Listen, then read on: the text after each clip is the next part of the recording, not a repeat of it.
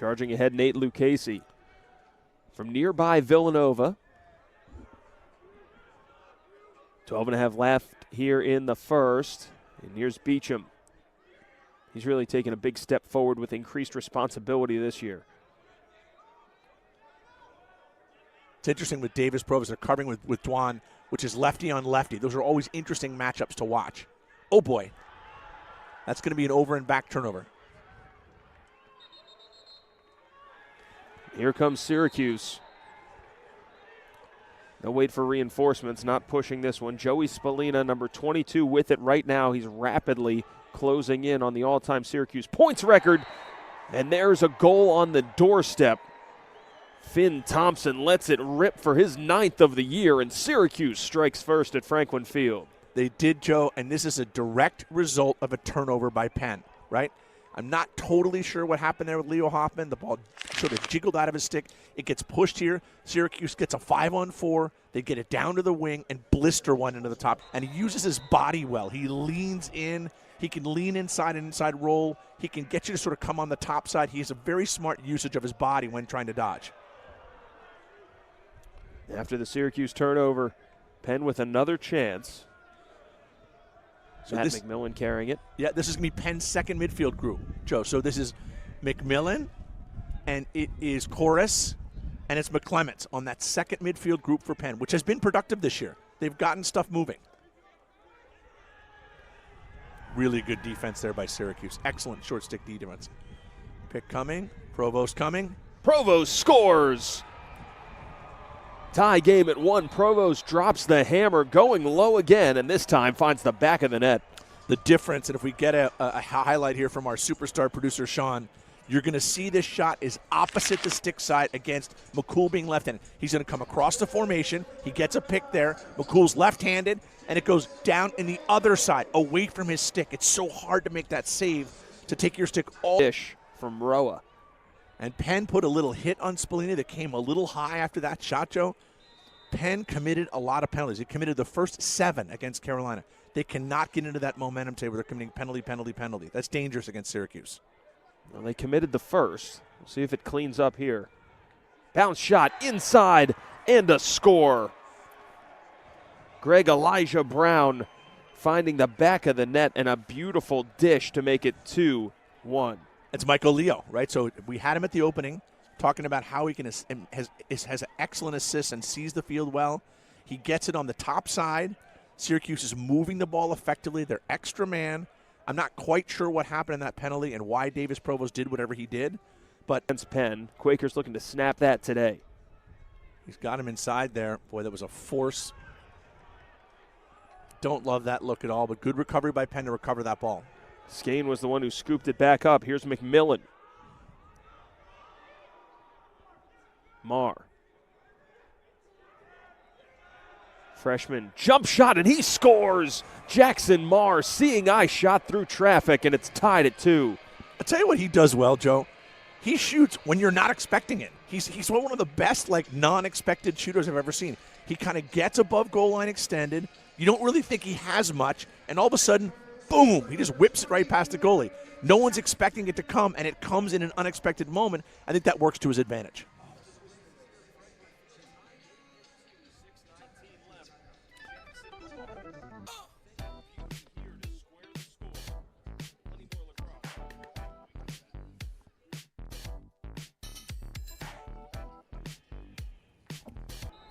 Okay, here we go.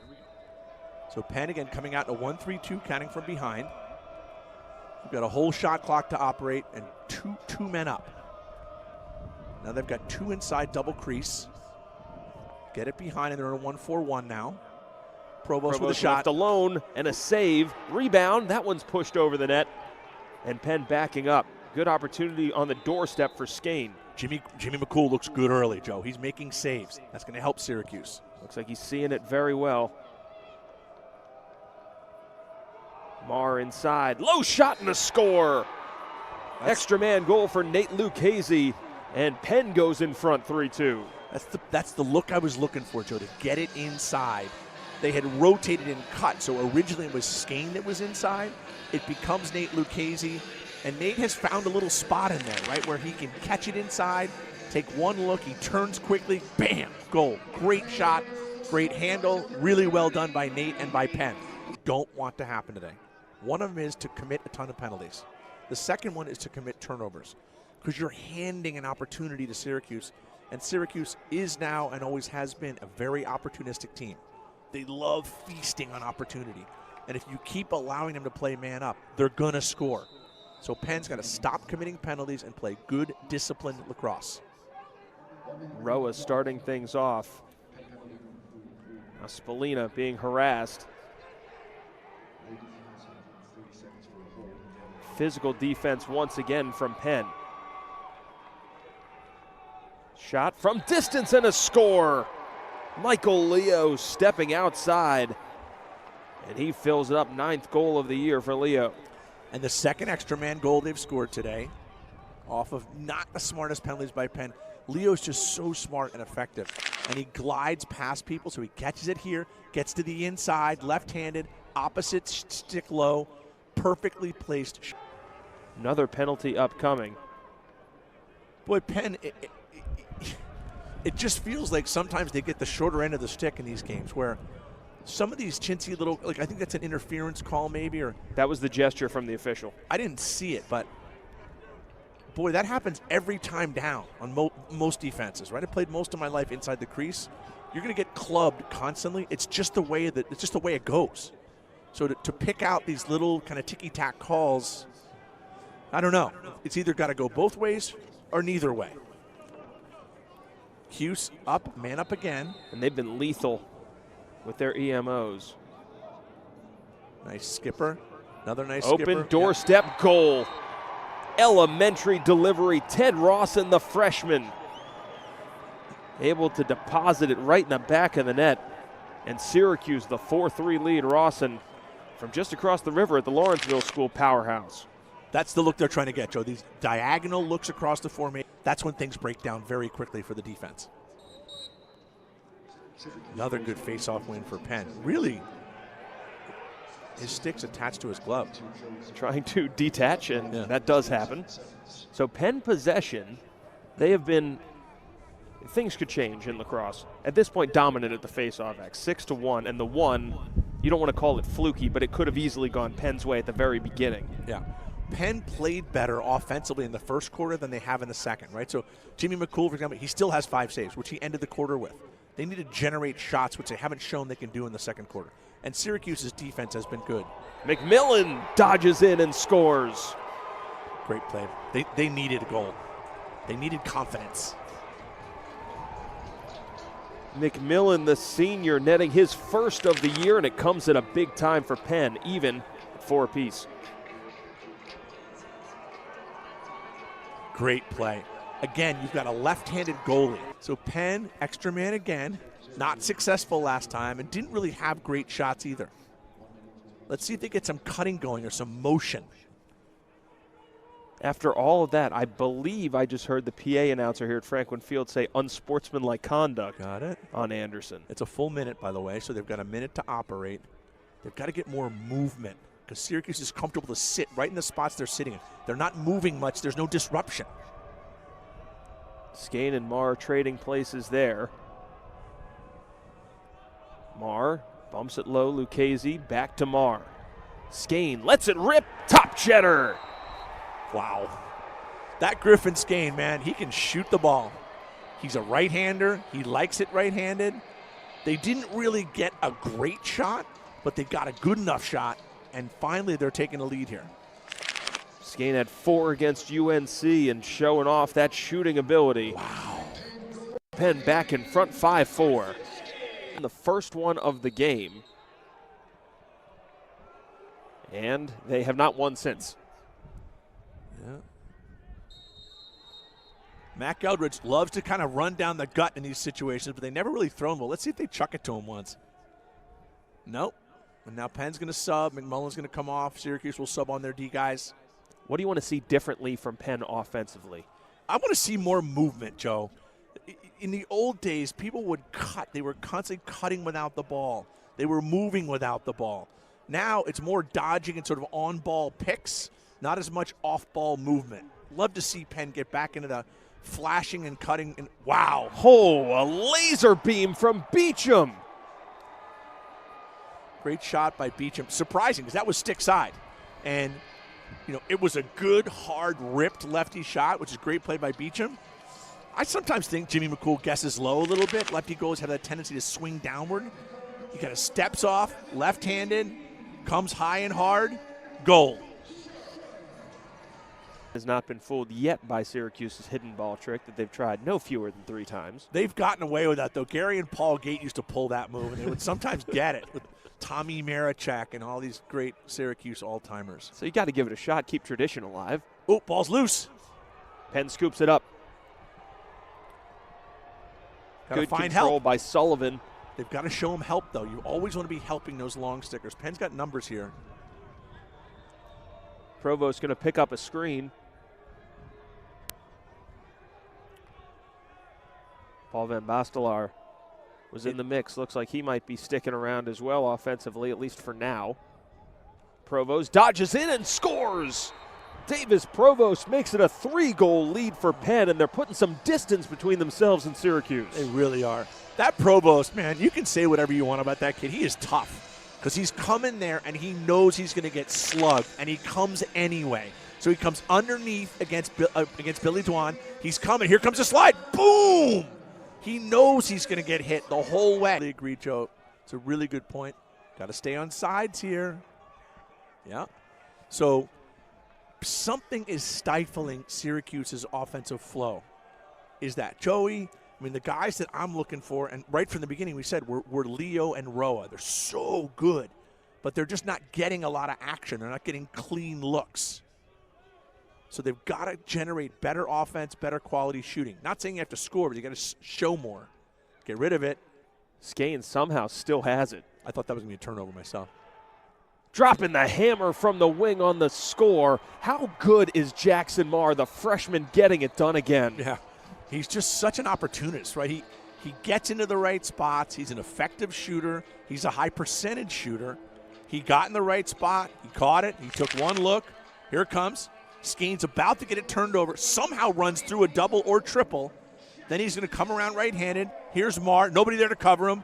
Boom, goal. Skane picks up. Roa trying to get that to go. Here's Joey with Vardero again. Trying to set a pick here. Got through it easily. He's going to try to lean and use his body. He's leaning. He's shooting, and he's scoring. My goodness. Yeah. Spallina showing the skill there to make it 8-5.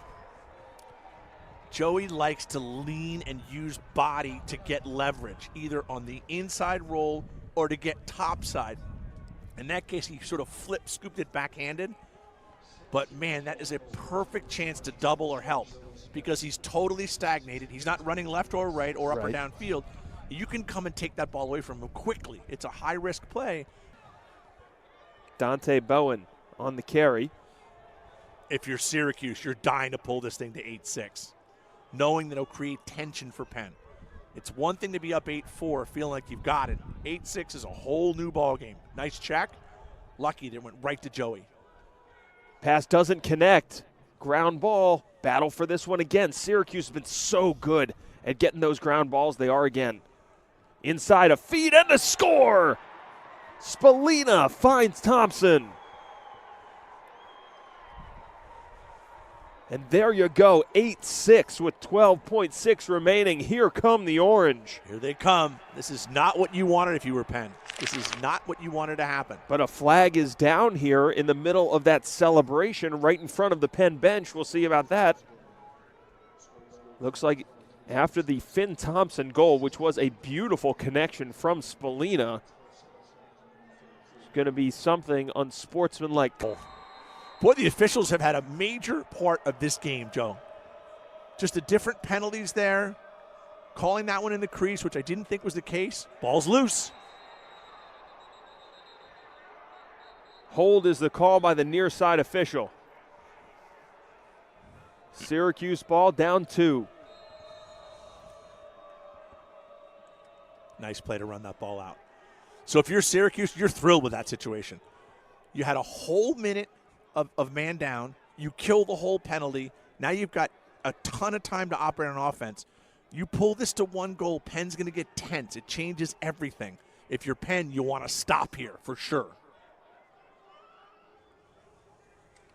Not going to get it. Inside, it's a goal on the doorstep. And just like that, it's a 1-goal game as Syracuse looked like they found Thompson inside for the score. We'll see if that's who it was.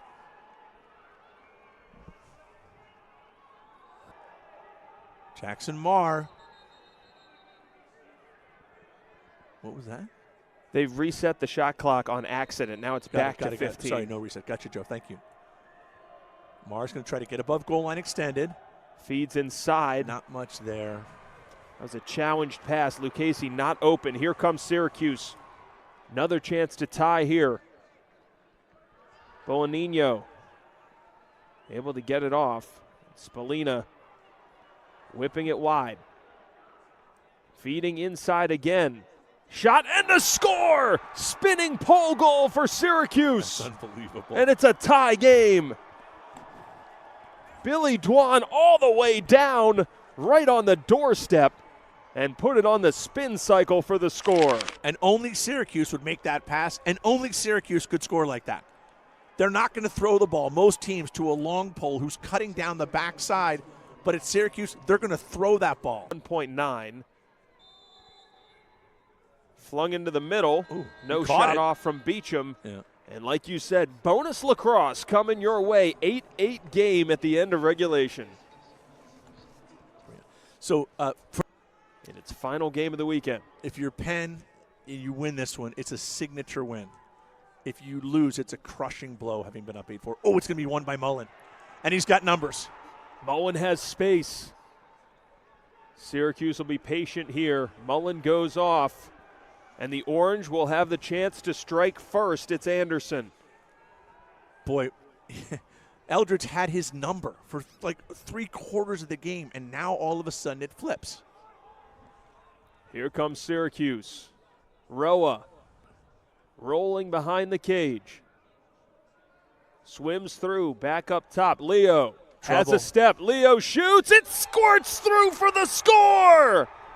Leo wins it for Syracuse in overtime. Wow. That is an incredible comeback from 8-4. They had nothing, Joe. They had no momentum. They didn't have flow. They weren't getting quality shots. And all of a sudden, they come all the way back and win in overtime 9-8. Gutsy win by Syracuse. Brutal loss for Penn. Brutally difficult loss to take, having been up 8-4 and had full control. He swims him here. Leo catches it. He steps underneath. Now all of a sudden, you're in big trouble. He almost saved that ball, but it went in, and there it is in overtime. So Syracuse able to score 5 straight to come back and complete the victory over Penn, pick up their first road win, and drop the Quakers to 2-3.